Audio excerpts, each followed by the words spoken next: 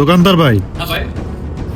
আমি আইনের লোক, পুলিশের লোক। হ্যাঁ। গতকালকে একটা মোটরসাইকেল চুরি হয়েছে, সে বিষয়ে আপনি কিছু জানেন এখানে?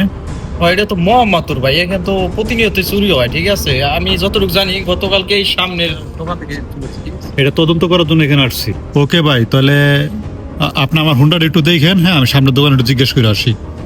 হুন্ডা দেখ। হ্যাঁ, হুন্ডাটা একটু দেখেন।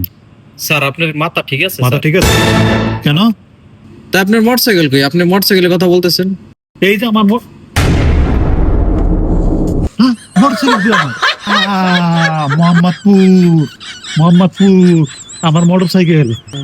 আজকে যদি পুলিশও কাজ আমার হ্যাঁ একটা মোটরসাইকেল দেখি কোথাকার কোন মোটরসাইকেল খবর নাই, একটা মোটরসাইকেল আছে আলাই বোধহয় ঠোঁটে আইলে করতাম।